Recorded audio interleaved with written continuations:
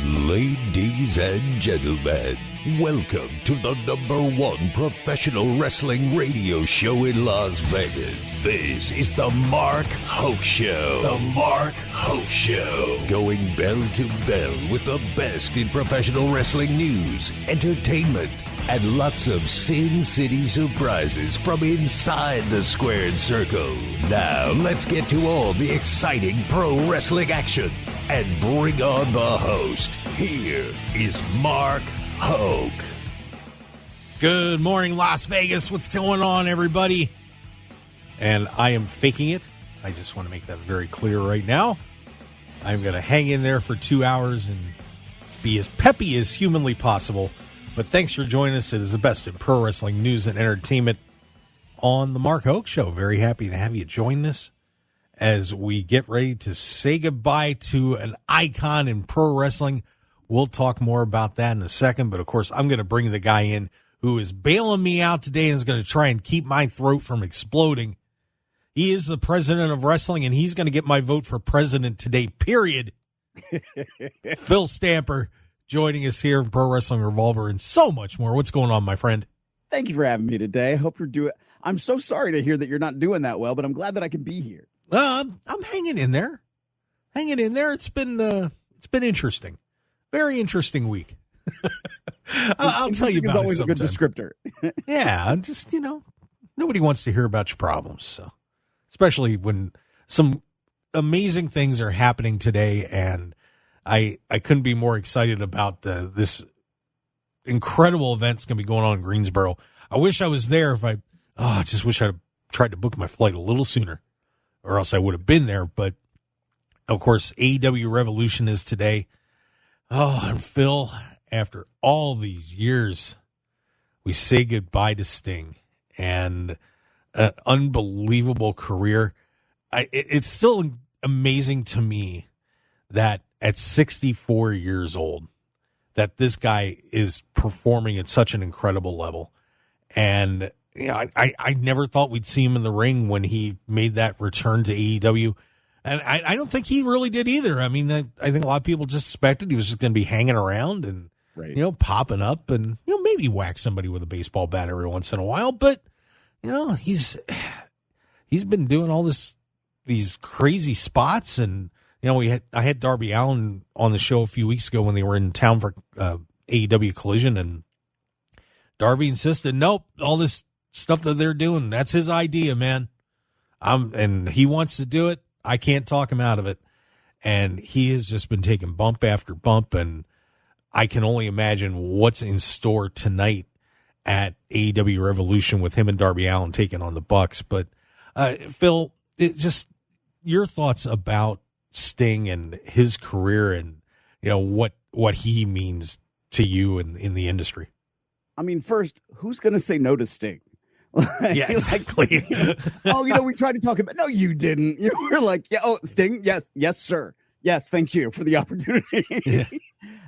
But Sting, when I got into wrestling, Sting was one of the first people in wrestling that I was like, oh wow, this is cool. I really like Sting as a kid, and it's weird, and I've had that opportunity to be on an event with him before, and just he has sort of this enthusiasm, this energy that radiates off him, but yet still seems to remain so humble by just being a part of wrestling himself. And that makes him a personality that I'm like, wow, this is really cool to interact with him, to be with him, and to see him at AEW continuing to do what he does is so exciting. And I'm sad to see him go, but it's time for him to enjoy the rest of his life. Right. And I have a feeling this isn't the end of what we're going to see of Sting. This will just be the end of one chapter of this version of Sting that we're going to see. Yeah, and I remember, I'm old enough to remember his debuts when he actually started out a little in California and then the CWA, and then moved over into the UWF with Bill Watts. Mm-hmm. When he was teaming with Rick Steiner and, of course, Eddie Gilbert and those guys. And, and of course also with Jim Helmwig, the Ultimate Warrior, when they were the Blade Runners. And I remember seeing those guys, and I was like, wow, they're pretty cool. This is an interesting team. And then as time went on, I was watching him kind of evolve out of the. And it's funny that people said, oh, he was never a bad guy. I'm like, oh yeah, he was for a little while there. And as he evolved into the California beach dude and was just that happy-go-lucky guy, I just loved Sting. And then, as time went on and you had that Clash of the Champions build, and he finally took on Ric Flair in that 45-minute draw, and everybody was just so bummed out he didn't win that match. But, of course, went on to have this iconic career. I mean, everybody just was so thrilled to see him every time he came out. And the way you talk about him, he exuded that charisma and that excitement, and you just couldn't wait to see the guy. And you hung on every word that he said. You just felt like, man, I just want to go hang out with this dude. And, if he wants to go beat somebody up, man, I'm with him. Let's do it. And then, of course, the whole thing happened with the NWO, and, he disappeared and he's gone. And then all of a sudden he's hanging out in the rafters and he's wearing a trench coat and he's black. And I'm like, what happened? Who's this guy? And like, oh my God, Sting's dark. Yikes. And then of course he never really changed. And then the TNA run and all that. And of course, and I one of the, of course, to me, the most incredible moment in there was what he had to do with Jeff Hardy. I'll never forget that moment. I mean, that had to break his heart, having to do what he did in the Victory Road pay-per-view. And I'm sure you remember that too, Phil. Yeah. Oh yeah. Well, and in there too, my brain was starting to think like fake Sting. Yeah, that whole thing was a little weird. And it was like, there was that period of time where it was like, well, Sting was everywhere. He was booked for all their road shows. He was their most popular guy in WCW. He was booked for television appearances. Well, we've also committed to overseas bookings. Well, what if we have this other guy step in and be Sting? Yeah. And it's like, what is happening? And then that was, the burgeoning days of the internet. Fans were like, I don't know if that's Sting. What's going on here? And eventually got called out. And it's funny because a friend of mine in England got booked one time to be Stinger. Oh, wow. Dressed up in the same way. And he's like, I hated it. He offered me a lot of money, so I did it. That's nice.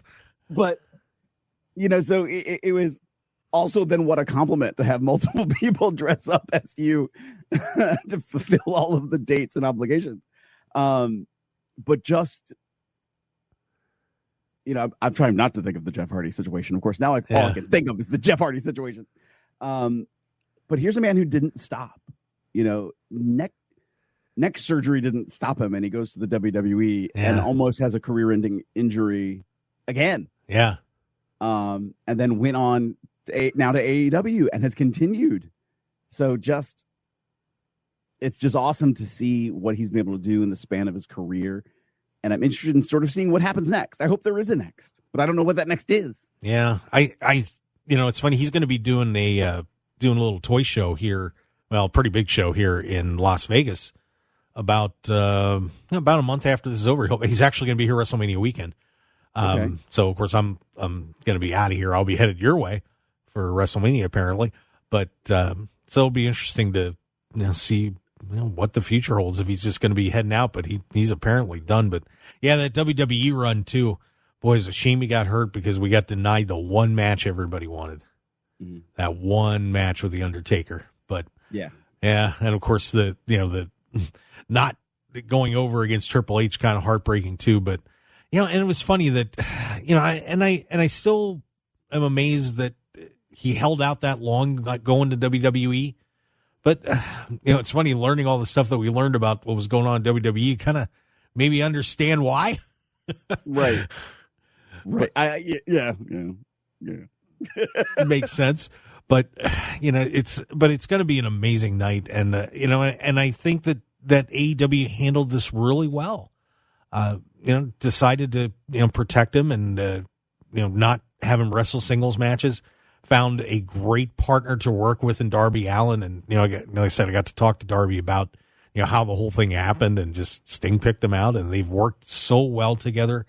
And it's going to be fascinating to see how this ends up tonight. Phil, do you think he wins or loses tonight? That's been the question that everybody's been asking for a few weeks. Do they win and vacate the titles, or do the Bucks get the win this evening? Oh, wow. Isn't that a tough call? Because, man, it's usually the tradition you go out on your back. But, man, I tell you what, I want him to win tonight. I really do. Now, I'm going to say yes and no, because there have been times you have seen it where that doesn't happen that way. And so I'm intrigued with what might happen. I don't think Sting's going to take a pin. I feel that if something was to happen, Darby would be the one who suffers the fate, right? That it's something that takes Sting out of the equation of it and maybe makes the save at the end, because wow, it's Sting and here, big celebration. There's ways you can tell the story without having to have him lose. But you're right. There is also this older tradition of, put the younger guys over, and you need to be thankful and appreciative and take the pinfall. So I can see that as well. I'm just interested in seeing just how it's handled. That's the excitement of today, and to have it happen in Greensboro as well means so much. So I fought the urge, the last minute urge. I saw a few people online like, man, I have to sell this ticket, and I was like, I can make it there. I can totally drive back, and I go straight to work in the morning. Yeah. Yeah, it's going to be a great night. I'm seeing a lot of people I know are going to be down there this evening, and it should be a sensational evening, not just because of that match, but it's going to be a pretty good card tonight too. So, we'll take a look at that as well as we go through the show. But man, it's going to be it's going to be hard to say goodbye to one of the really good guys in professional wrestling, and has just held his head up high and been such a great role model for everybody in the industry over, 40 years, Phil. 40 years. It's absolutely incredible. But yeah, so I would recommend, man, if there's a pay-per-view you're going to buy from AEW, I think this would be the one. And for all you longtime fans, seeing the Stinger go out tonight, and it's not like he's just been hiding in corners and things like that. He's been doing the work, and I think you're going to have a great time if you watch this pay-per-view, Phil. Agreed. Absolutely agreed. Yep. So make sure you check it out tonight. AEW Revolution coming up, available on all your favorite pay-per-view outlets. Bleacher Report's usually your main one right now, so check that out, and we'll say goodbye to the icon. Sting hanging it up tonight in Greensboro, North Carolina. So should be a lot of fun. And with that, we'll take our first break. And my hero, Phil Stamper, the president of wrestling, sitting in with me today here on the Mark Hoke Show. And when we come back, we'll take a look at that AEW Revolution card. And we have all sorts of stuff going on, too, because The Rock put a 20-minute video out today. We're going to talk about that later in the show. And Major League Wrestling, well, they just got a $20 million bump in their budget. Congratulations to those boys. But how it relates to the rest of the world of professional wrestling is something Phil and I are going to talk about. So stick around, everybody.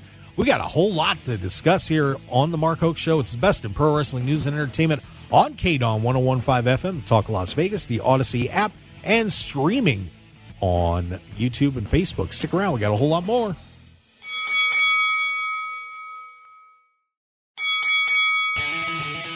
This is the Mark Hoke Show. The Mark Hoke Show. Here again, your host, Mark Hoke. And we return to the Mark Hoke Show here on KDAWN 101.5 FM. It is the Talk of Las Vegas. Highest rated live show on the station. As we, just do all sorts of crazy stuff. That's what we do. Best in pro wrestling news and entertainment. And I've got the president of wrestling, Phil Stamper, along for the ride. Put on a fuzzy coat. By the way, you can see it on the live stream there. Phil, what you got? Since you mentioned the crazy, and you also, before we went to commercial break, mentioned the Rock promo, I felt I had to grab my bathrobe. I felt like it was appropriate to get ready to discuss everything else we were going to discuss today. So in perfect glory, I'm wearing the presidential bathrobe. Very nice. Very nice. Good touch. I should have grabbed one too. Oh, you sound great. You always sound great. I think you need a drink of water. Oh. Man, like I feel for you right now. I feel for you. You're gonna get through this. We're gonna get through this together. My throat has been messed up for weeks, and this is an honest to God true story.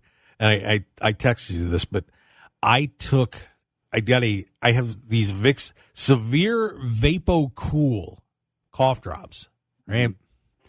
They're pretty strong, and I was sucking on one before we came on the air, but kind of didn't finish it off before we made it, and I chewed it. Do not recommend. Wow. Oh, what a rush. Yeah. A friend of mine suggested to me, I think I'm going to mess up the name of it, but it's something like Fisherman's Wharf, and it's a cough drop. Wow. You'll not have a sore throat, but everything else will feel like you've just I don't know, like your soul just got sucked out of your face. But yikes. Well, I'm going to pass on that. But that was very interesting. Anyway, so of course, aside from Sting tonight, who we were talking about to kick the show off, we do have a few other matches coming up tonight on AEW Revolution. Mm-hmm. And Phil, what else are you looking forward to tonight? Because I mean, there's we got 11 matches this evening. We got that All-Star Scramble match that was supposed to be the meat match, but they just decided to. I think we lost a few meaty guys that couldn't wrestle, so they just threw a bunch of people in there for shot at the World Championship. I think this looks like it's going to be Wardlow's night. He's going to get coronated as the heir apparent to the World Championship. But he's got Jericho, Powerhouse Hobbs, Lance Archer, Hook, Brian Cage, Magnus, and Dante Martin. Now that could be a fun one tonight. That could be fun, and you have different styles, different body types are going to be all in this match together. I'm intrigued by how they pull off this match. I don't think, I'll be honest, I don't think this is going to be one of my favorite matches on the event, but I'm excited to see how they pull it off. I mean, Chris Jericho, of course, is a legend. You have Wardlow that has this realm of possibility, and the fans are supporting him. Powerhouse Hobbs, to me, is a man who's built for the future of professional wrestling. I think we're going to see more and more out of Hobbs as we move to the future. Lance Archer is a beast. Yeah. And he needs a moment. He needs that moment to showcase to everybody what he really can do. And I've watched him over the last 2 years develop himself even further. And so I'm just excited to see what he will do. Hook. Do you like Hook? I don't like Hook. Wow. Okay. Maybe this is unfair. This is from a fan perspective. I am not a fan of Hook. That is just me. I hear the response the crowd gives him. And so he's developed a fan base that's really excited about him. And that's awesome. I think he is outclassed by everybody else in this match. But I think he's going to have a showcase in here where they will give him an opportunity to shine. But I think he's out of his league. Wow. I'm a little torn on him too, but every time I feel like, what's he doing in there? He does some things that impress me, but he's still learning, But yes. I'm mixed on Hook too. Yes. There's a whole little other breakdown and sidebar in my brain about AEW because I love AEW. I really do enjoy the product for the most part, but there's these little tweaks, and Hook is one of these tweaks that I'm like, give a Hook an opportunity to develop, but not in front of your main audience on television, on your pay-per-views, because he needs that opportunity to develop, and throwing him out there, I think, makes him suffer. I think the fans who are supporting him are going to eventually turn because they're going to see, he can't keep up to the same pace as. I mean, Samoa Joe did great with Hook because of things Samoa Joe did. And I want him to succeed. I just don't think he's there right now. Let's sidebar for a sec. We can get to the rest of the matches on that because I do think that's an interesting topic. Mm-hmm. That early on in AEW, you kind of had to expect that they did bring a lot of talent in that was very green, that over time has obviously developed into being some pretty good guys and women. But, now you have such a depth of talent that when you are pulling some of these people in, that you can see that they're not ready. Mm-hmm. What does AEW do with them? I mean, you have such a massive roster on there. I mean, if I was Tony, I'm kind of torn because you don't want to cut them. But then the thing is that with ROH, it's kind of a weird situation because, you could put them there, mm-hmm. but you don't have a TV contract for them. And it feels kind of like, I guess for me with ROH, it was always, that was a kind of a separate place and a separate feel to it. And It doesn't feel separate. You're kind of flip-flopping everybody down there. And I guess I just wish that Ring of Honor, that if you're on Ring of Honor, you're on Ring of Honor. If you're on AEW, you're on AEW, and the twain don't cross. I get mad enough when people go down to NXT that are on the WWE main roster. I don't like when they do it. I feel like if you're going to put people on Ring of Honor, leave them there. That's your developmental group down there, and then push them up to the AEW roster. Am I off on this, or?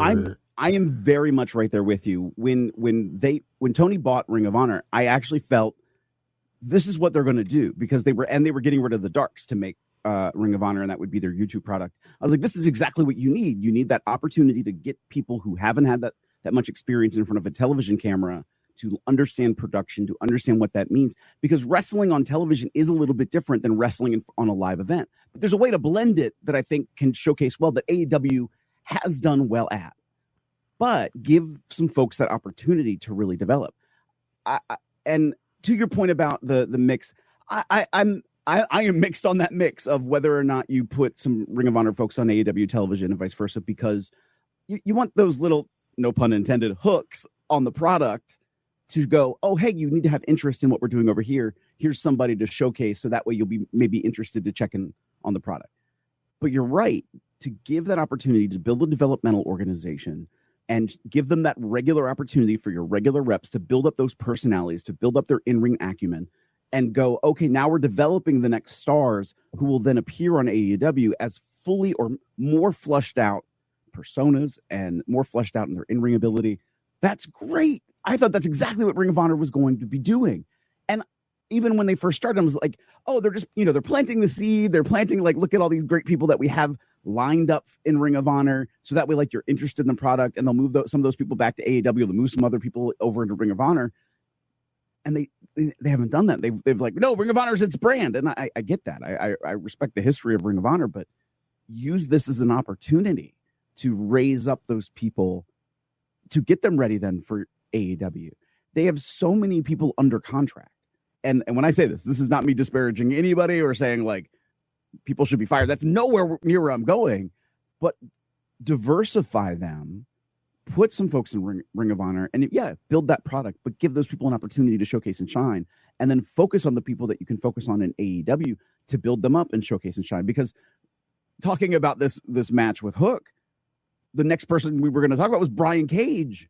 And Brian Cage, I don't think has had the opportunity to showcase as the star he is in AEW, because it's sort of like he got lost in the mix. Lance Archer got lost in the mix. Right. And it's like, I see what they're doing, and there's an analogy in my brain that I don't want to say, but I see sort of the structure they're doing. And I do agree that you don't need a guy the size of Brian Cage to lead your show, but Brian Cage himself is a star, a very talented person with amazing athletic ability. You're not talking somebody who's just walking around like a wall who can't move, because that used to be the stereotype in WWE. You're going to bring up this 6.5 foot guy who just stands there like a big meathead and can't wrestle or move, and he moves his arm one way and everybody's flipping around for him. That's not what I'm talking about. These guys can actually go and wrestle.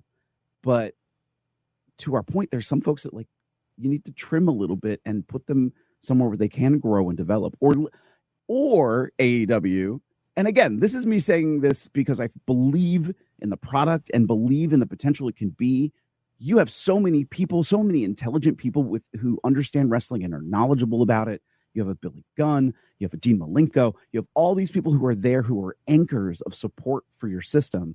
Let them help guide and rudder your ships a little bit, and they're not able to.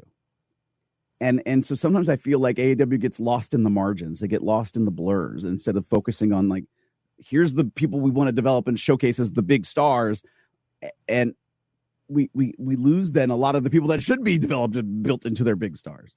Yeah, and it's funny that we brought that up, and we're going a totally different place I was going to go, but that's okay. That's part of the fun radio. That there was a story that came out just I just saw it today when I was doing show prep. They were talking about that Tony's been doing a lot of stuff last minute lately, and some people are complaining about it, that they feel like he's been booking things kind of on the fly, and unfortunately maybe pulling a little more Vince McMahon-y type booking style and getting away from more of the long-term stuff, and people are getting frustrated about it. And maybe that's part of what's showing. I mean, I remember I had Saraya here last year around Double or Nothing time, and I had asked her about what was going to be going on with her at Double or Nothing, and she said, I don't know. And we were talking, a couple of weeks before the card, and honest to God, I mean, I played poker for a long time and studied body language. She wasn't kidding.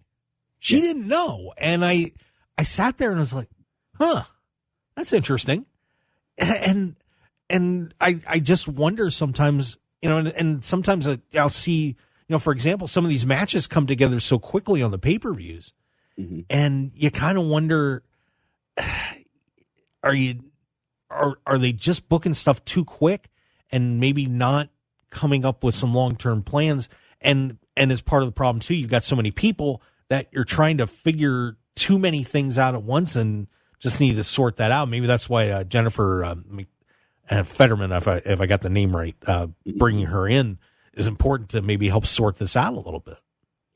And I've worked with a couple of independent companies that have had this problem. Like, I want to honor all these people that have helped us, and I want to make sure everyone gets. Also, then everyone gets a spot, and what you end up is here's a 12-person tag match, and here's a scramble match, and here's another scramble match, and here's a 4-way match, and this person's going to have 5 people with them at ringside, and not with the intention of not doing anything or focusing, but it's like, now I feel like I need to honor all of these people and just give them something, as opposed to giving them something with a purpose, right? And so I understand, I get that, and. AEW is still a young company, AEW, and especially as a television product. And you look at a Vince McMahon, and and outside of other troubles that he's going through right now, here is a person who built television, but he built it over 30, 40, almost 50 years now, and really planted a lot of seeds. Of course, and he made mistakes, a lot of mistakes, outside of what we know of, along that way. But he learned and developed and took examples from television, and now.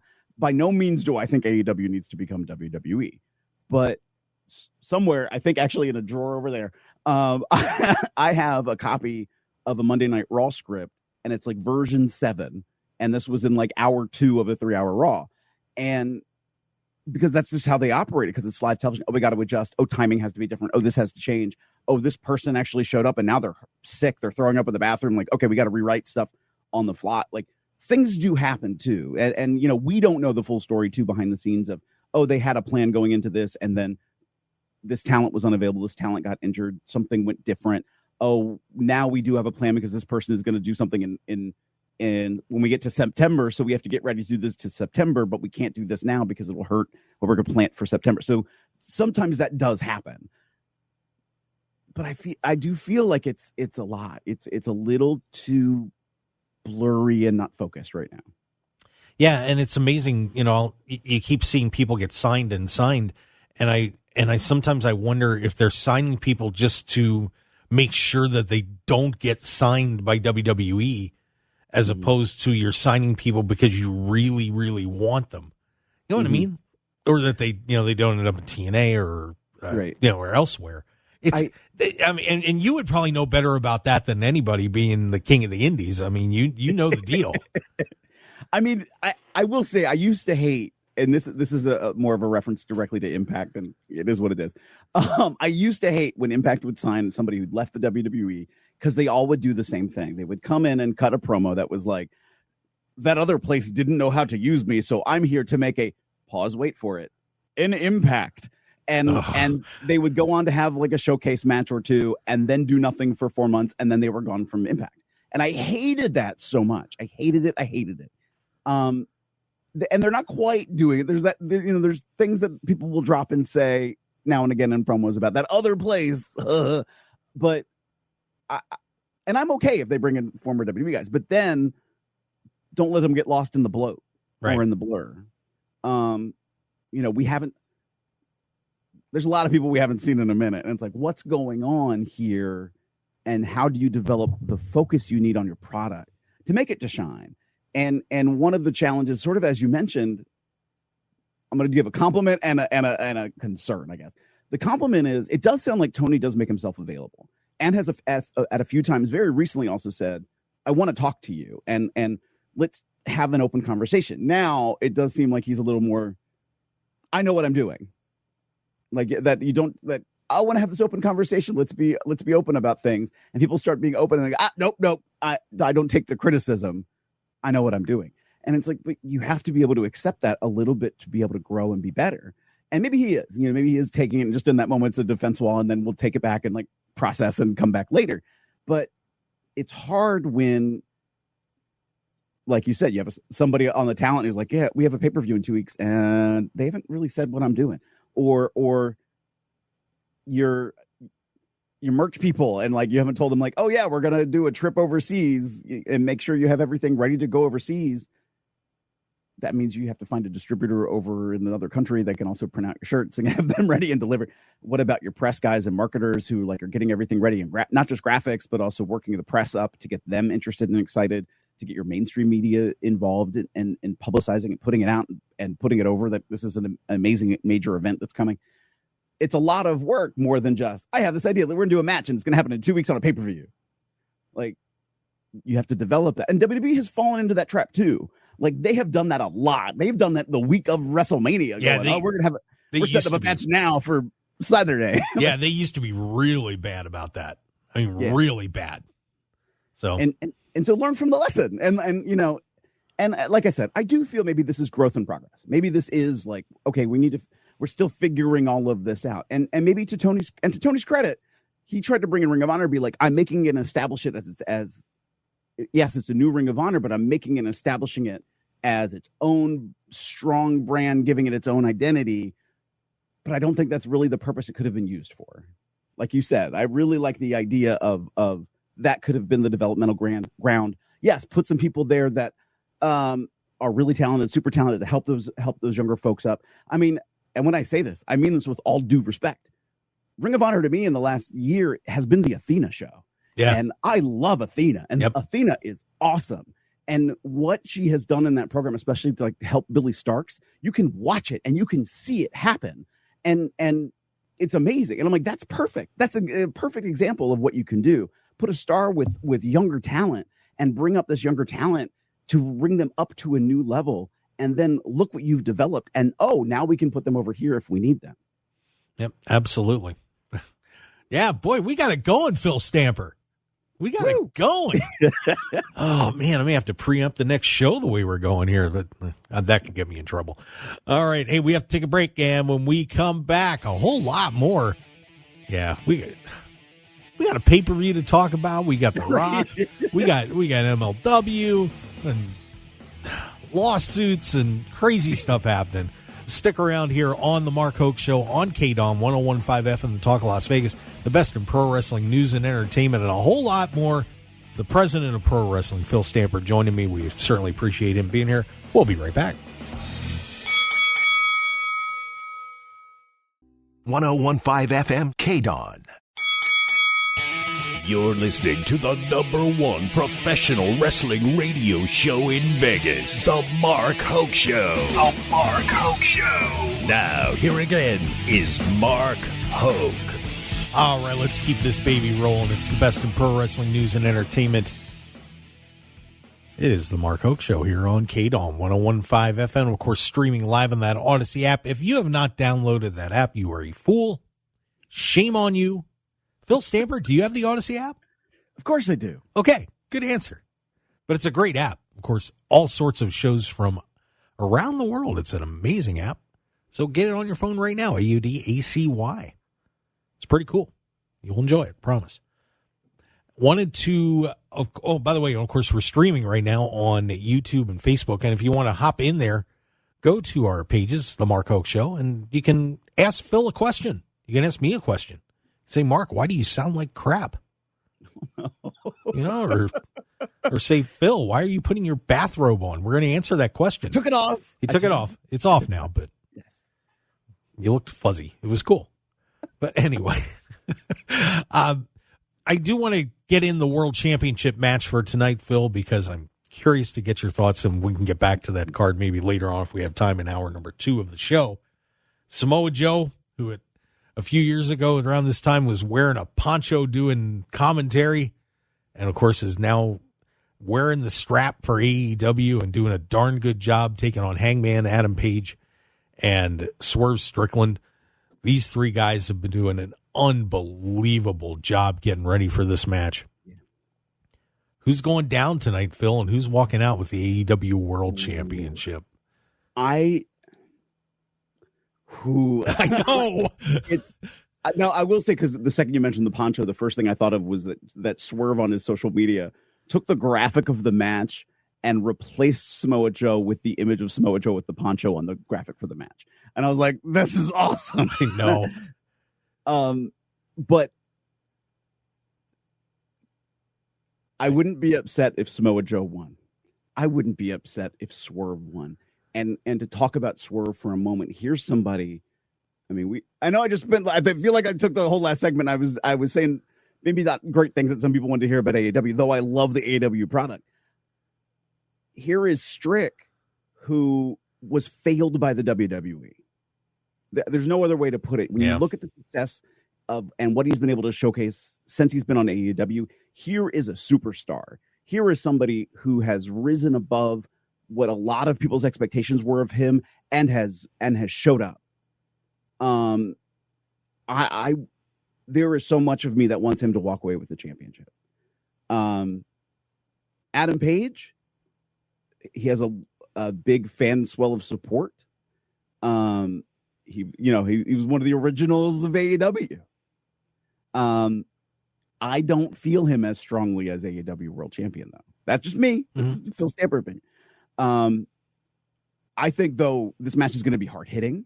I think this match is going to be amazing. I think this is the match of the year, right here, in pro wrestling. I think this is going to be an absolute showcase. I am really, really, really looking forward to this match. And you still haven't answered the question. I didn't. Come on, Phil. I mean, I am stuck. It's going to be Samoa Joe or Swerve. All right. And I'm not upset with either. So let's say Samoa Joe retains. I'm going with you. I think Swerve gets screwed over somehow, but Joe is going to walk out with the title. So keep Swerve rolling. Keep him in the chase. Exactly. I was going to say, if done right, this is where you catapult Swerve to an entirely new dimension. Yep. I mean, he's there, but this match, I think, has this potential to really be that platform for him. Where then it's like there will be never a doubt again that he deserves to be in this picture and will be in this picture again. Yep. I think that's the way to go. And, eventually you're going to get Wardlow probably taking out Joe, and then Swerve comes after the Undisputed Kingdom, and should be pretty interesting. I think that's a pretty good road. And then MJF will be back at some point. Right. That'll be fun. So I like that finish. I did want to make sure we got to talk about this. Well, we're going to have a couple minutes, so maybe we won't get the discussion done, but we will. Major League Wrestling gets $20 million from a settlement with WWE over this antitrust situation where they were claiming that WWE was stopping them from bookings and not being able to be a part of TV networks and so on. Phil, what did you think of this, man? That's 20 million smackaroos. I really didn't expect that. I mean, I just didn't. I thought there was going to be so much in the way to have to, be able to prove it and show it and all this stuff. The fact that, it didn't get dismissed at a court, the fact that WWE looked at this and went, we need to resolve this. It was like, oh, wow, that this is a game changer for MLW, hopefully. MLW has a television product. MLW is showcased, has a lot of great talent on it. But now if they can use this money to just put into their production, to put into their outlets, to put into a couple more names that they can bring in to help, again, just bring up that whole audience, I think they can do something special here. I'm excited about what they do next. Yeah, if you haven't seen MLW, they do have a TV contract out there. They're on TV, but they were trying to expand their operations and do some different things, and WWE, supposedly blocked them, and apparently, they proved enough in court that WWE said, maybe we were kind of bad boys. So it will be interesting to see what they do with it. And it's kind of the same story with a lot of smaller promotions. Put it into production. It's the way it's always been. I remember sitting with Jimmy Hart one time when he was talking about Ring of Honor and said, God, they need to up their production. They need to up their production. And I think MLW is no different. I think you need to take that money and you need to put it in production first and go from there. Because if you can make that product look better, now you're a little more competitive in the marketplace. Because if it just looks like it's, you're filming in a high school or a small gym or something like that and using the spotlights in the roof, it doesn't look like a special product. But there's a lot of talent there. There has been for years. So that would be what I'd do. In the world of wrestling, so much of what you see is duct tape. Like, people don't know that behind the scenes what's holding up everything you're seeing. And I think there is something that I think MLW can harness. I'm hoping though that there's a way to bring up more of their talent. Because they do have a lot of very talented people. And I think they've given a lot of people some opportunity, but I look at it sometimes, I'm like, but is that person ready? Like, and I don't know. And then you started looking at the bigger picture of the landscape of wrestling, and like so many people are under a contract with WWE and AEW and TNA. Ooh. Yeah, keep going. We got a couple seconds. Oh, gotcha. That I'm just really hopeful that they can harness something with those who are remaining and deserving of that opportunity. Yep. Of course, Hammerstone just coming out there. Jacob Fatu, that legendary feud they had. The opportunity's there now. Let's see what Major League Wrestling does with it. All right, hour one's in the books. Phil Stamper saving me in here. God bless your soul, sir. I appreciate it. We're going to do another hour of the best in pro wrestling news and entertainment here on KDAWN 101.5 FM, the talk of Las Vegas. Stick around for more. It's time to talk about The Rock.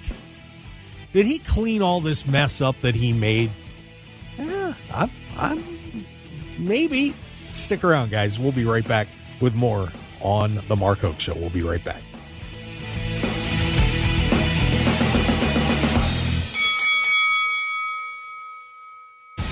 Want more of The Mark Hoke Show? Follow us on Twitter at Mark Hoke Show, like us on Facebook at The Mark Hoke Show, and visit markhokeshow.com to keep up with everything happening with the show. And remember to check out all of our archive shows on YouTube at The Mark Hoke Show and download our podcasts at markhokeshow.podbean.com and all your favorite podcast outlets.